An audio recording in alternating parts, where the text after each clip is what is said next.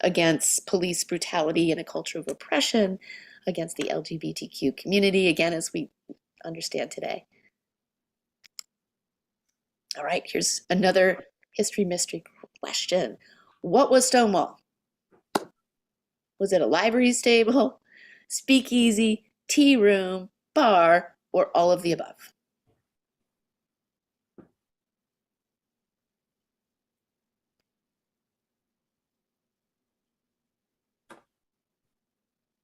Again, we have a variety of answers, lots of all of the above, lots of recognition of Stonewall as a bar, speakeasy.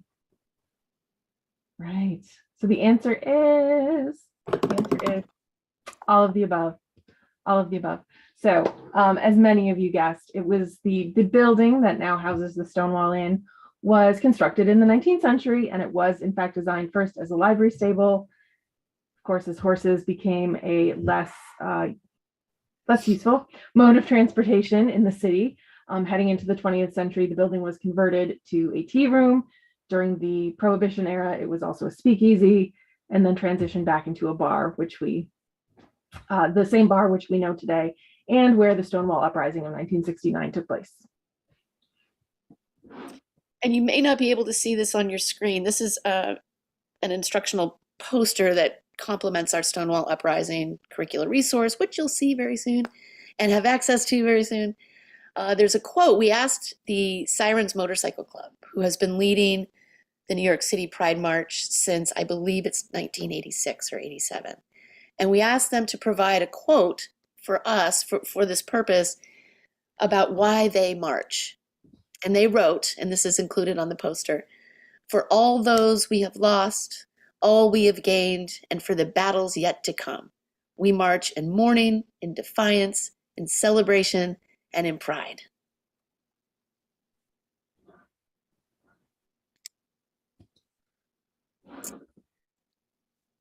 The Stonewall Inn was added to the National Register of Historic Places in 1999, designated a National Historic Landmark in 2000, and as you all probably already know, Stonewall became, in 2016, the first United States monument dedicated to LGBTQ rights in history.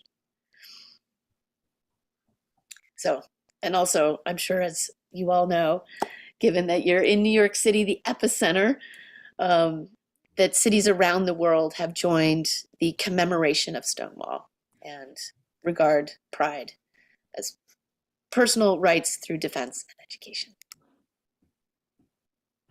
Okay. All right.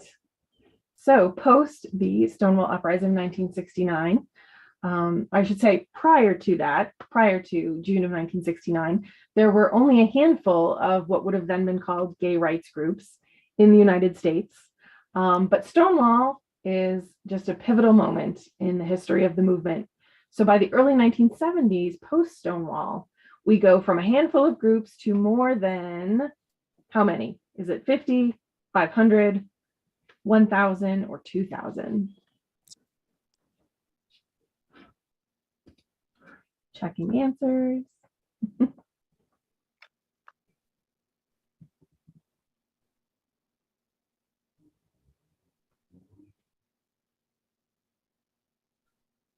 What have we got, Kathleen? So we have, again, a little of everything. I want to read, Joe shared a wonderful comment, which is, even though I would hope it would be 2,000, I think it's 50. But Joe, you are correct. It is more than 2,000 organizations post Stonewall in the early 1970s. So Stonewall it's pivotal in a lot of ways. It's pivotal in the way that demonstrations and protests happened, pivotal in the recognition of gay rights groups. And we can talk more about that as we look at the platform and show you some of our online resources.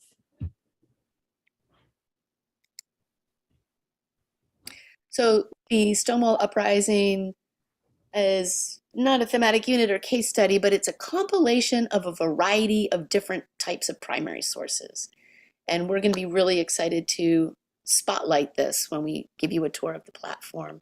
But there's a video from the Library of Congress that juxtaposes the 1968 Reminder Day pickets held on July 4 in front of Independence Hall, Philadelphia, to the first commemoration of Stonewall, where hundreds of people gathered in front of the Stonewall Inn on June 28, 1970, to march down the street, down 6th Avenue toward Central Park.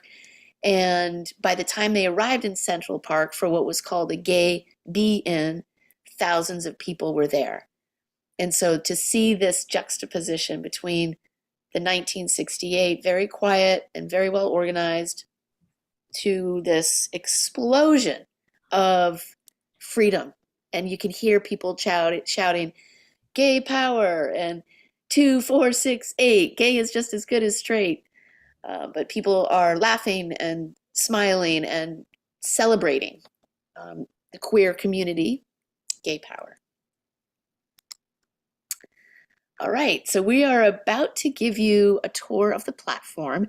This is only an example on your screen. Each individual school has their own unique URL. It's the DBN. That's why we asked you for your DBN.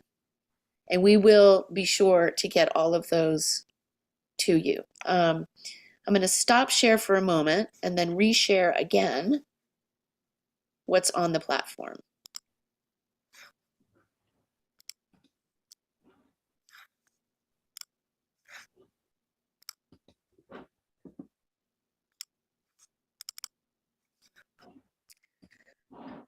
So this is Intersections and Connections curriculum, LGBTQ inclusive curriculum. It reflects over 8 years of research and development with expert historians, librarians, teachers, classroom educators, curriculum designers, and education policy leaders.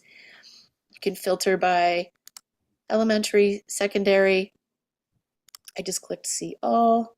We have content that is offered in Spanish as well. But I'm going to pop right on over to Stonewall Uprising.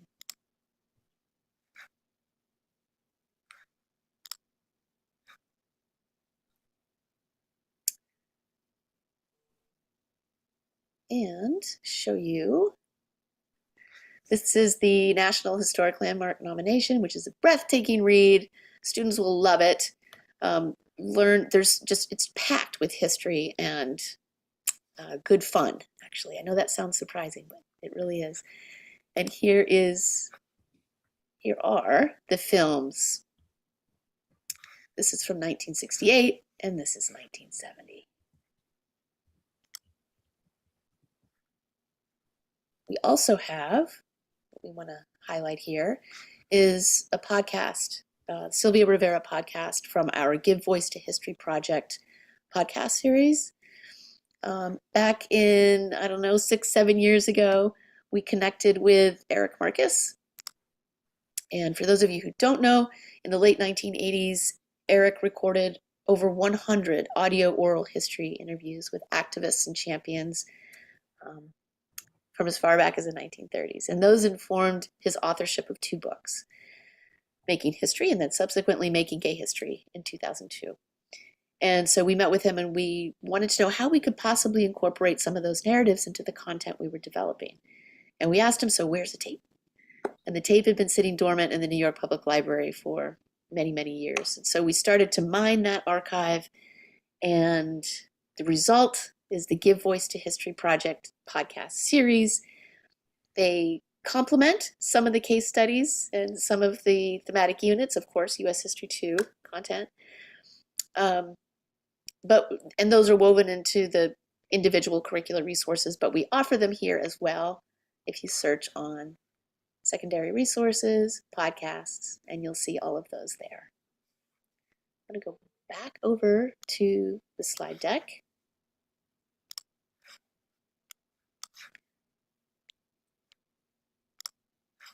And actually, no, I'm not. I'm going to go back over here to show you on our main website, our curriculum digital platform is learn.unerase.org.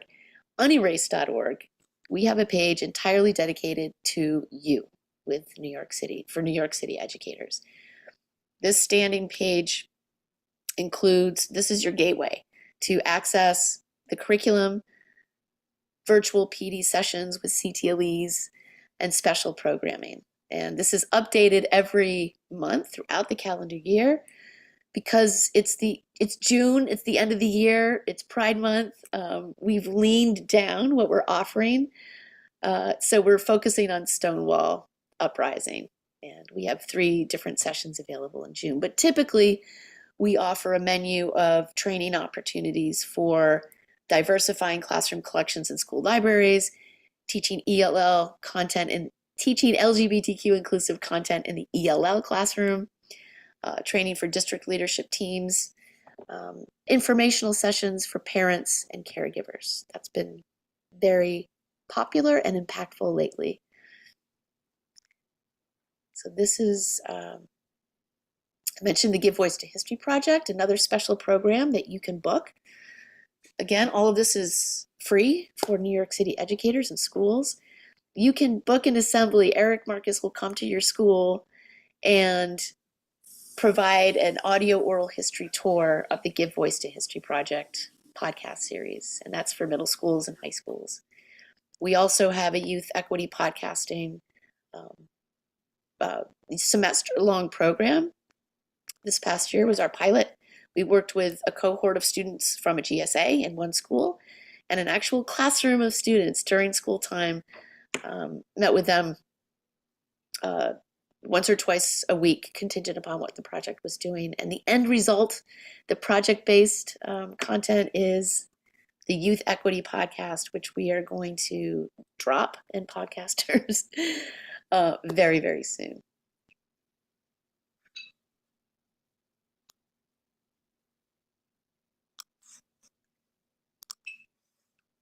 We also have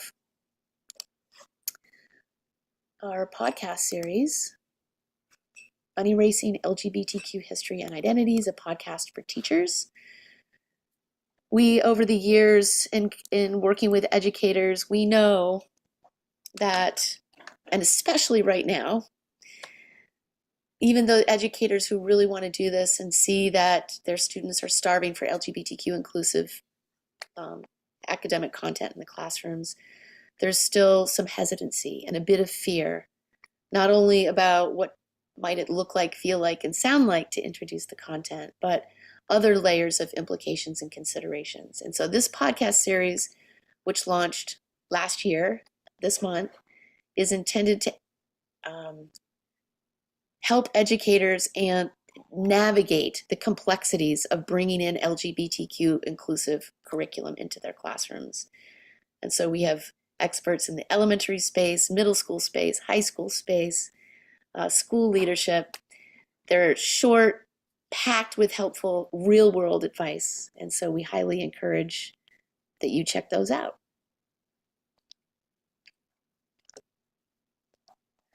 I'm going to go back to the platform now.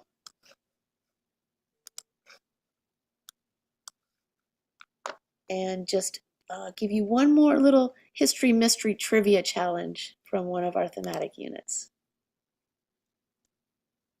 And at the same time, demonstrating how you can easily share the curriculum with your students.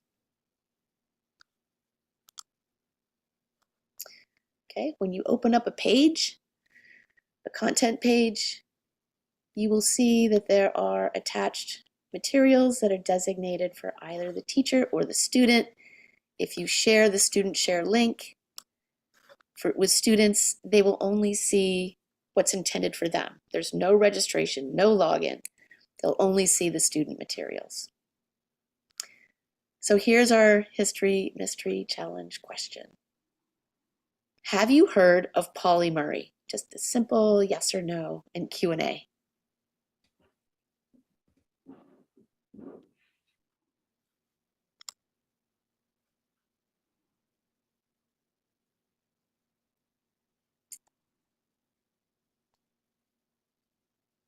Right, overwhelmingly no. We do have some yeses. Hi out there, but mostly no. Well, we're sad and sorry that you're learning about Pauli Murray for the first time right now, but we're also thrilled to introduce you to Pauli Murray right now. This video was created by And this is how the artists have asked us to introduce this, by two artists that were inspired by History and a Race curriculum about Pauli Murray, and they created this introductory video for you and for students.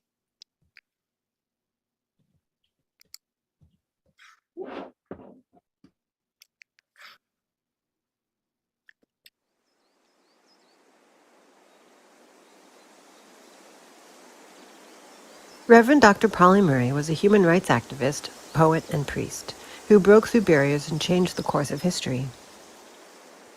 Pauli's identity was the definition of intersectional. We don't know what pronouns Pauli found most respectful, so we are using Pauli. Pauli was assigned female at birth and was of African descent mixed with white and Native American. Pauli's story is about someone who was not defined by society, challenged the word no, and fought for human dignity. Pauli was born in Baltimore, Maryland in 1910 and grew up during Jim Crow, a system which violently enforces racial segregation. Pauli applied to the University of North Carolina, Chapel Hill in 1938. Pauli knew this university didn't accept people of African descent, but it did not stop Pauli from applying. After not being accepted because of race, Pauli started a letter campaign about the rejection to the UNC, which gained national attention, started a friendship with Eleanor Roosevelt, and connected Pauli to Thurgood Marshall and the NAACP. In 1941, Pauli went to Howard University, a historically black college, enrolling there with the single-minded intention of destroying Jim Crow. Pauli graduated with honors, but also encountered another form of discrimination based on gender, which Pauli called Jane Crow. Pauli applied to Harvard University, but was denied admission because of gender. Like before, Pauli fought back with a letter campaign that again made national attention. Pauli received a master's from UC Berkeley School of Law and a JSD from Yale Law School. In 1965, Pauli wrote about the similarities between sex discrimination and race discrimination in an article called Jane Crow and the Law, Sex Discrimination and Title VII. In 1971, Ruth Bader Ginsburg read Jane Crow, and it became the basis for her successful Supreme Court case Reed versus Reed, the first time that the Supreme Court struck down a law that discriminated on the basis of gender. Pauli's work informed many civil rights laws that we have today. In 1977, Pauli was ordained as an Episcopal priest. There is a long list of things that Pauli was the first to do. One person plus one typewriter constitutes a movement.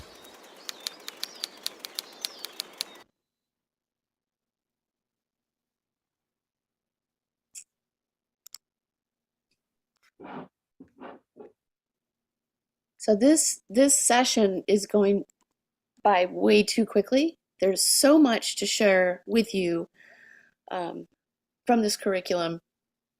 I want to highlight again the page that we have designated just for you, for all New York City educators. Unerased.org. Go to the More menu, scroll down, and that is where you can access this gateway to request the curriculum, get some training. We get a lot of questions about our elementary level content and training, and I have to share with you that we've had more interest recently from the K-5 space, and the informational sessions for parents and caregivers of K-5 children has been really helpful.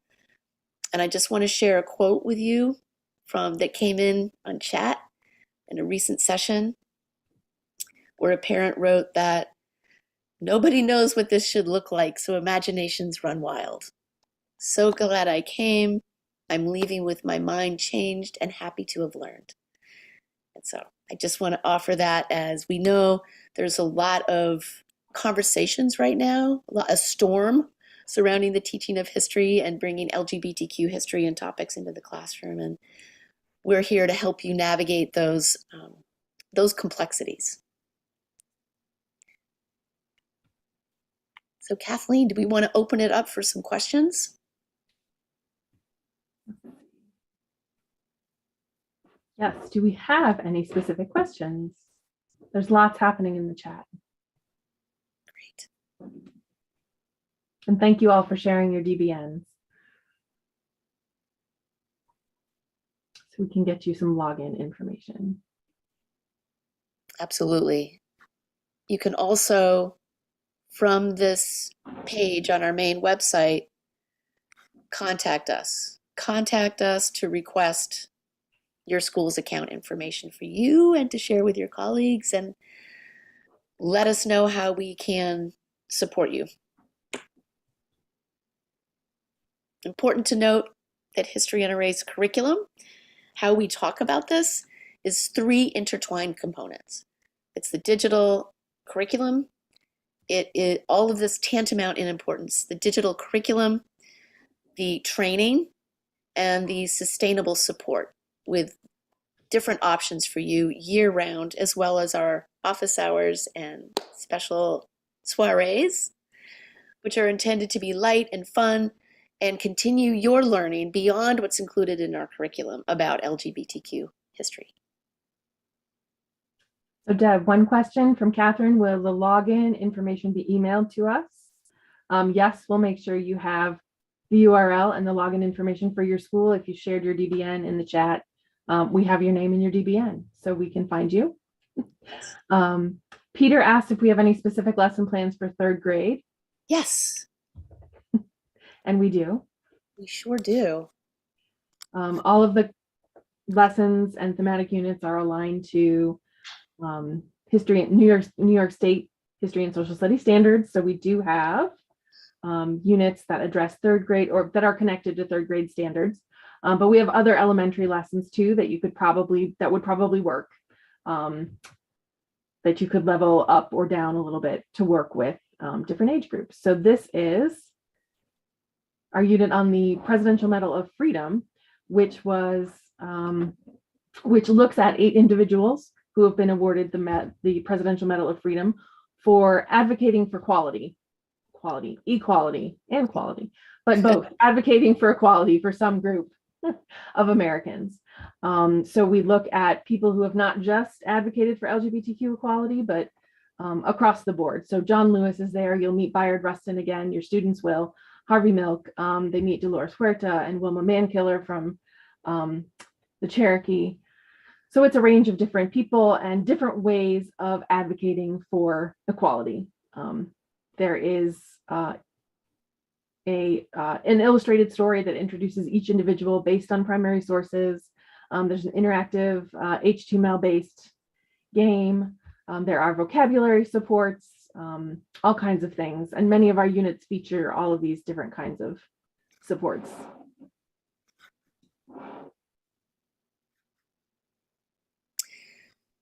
Yes, and I'm not sure if we mentioned all of this curriculum is anchored in primary source analysis. For the elementary level, it's based in illustrated stories based on primary sources.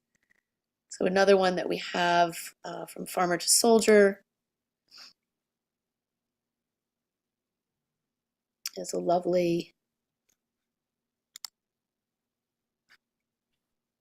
And Deb, I know we have 1 minute left. Question being specific suggestions for parents who have different perspectives, who don't want their kids talking LGBTQ history in the classroom. And then I'm going to send the attendance link in the chat. I'm grabbing it now. Okay, yes, that is a very frequently asked question. I have to say, you all are in such a great position. The DOE has your back 100%. There's no opting out in the public school space, but the opportunities to engage with parents and caregivers, show them what the content is. So often when they see it's about the Constitution and the courts, it's a civil war, it's about the Presidential Medal of Freedom, it mitigates the fear and the misperception and misunderstanding about what LGBTQ history is. As I mentioned, that quote from the parent who wrote, "None of us know what this should look like, so imaginations run wild." So the opportunity to show people what this is and also what it isn't is very, very helpful. All right, well, I know our time is up. Thank you, Deb. Thank you to all of us for joining today. I've popped a little survey in chat. It's literally 2 questions. Feel free to fill it out. You know how to contact us. Feel free to get in touch. We would love to work with all of you on school presentations, parent trainings, whatever we can do to help you.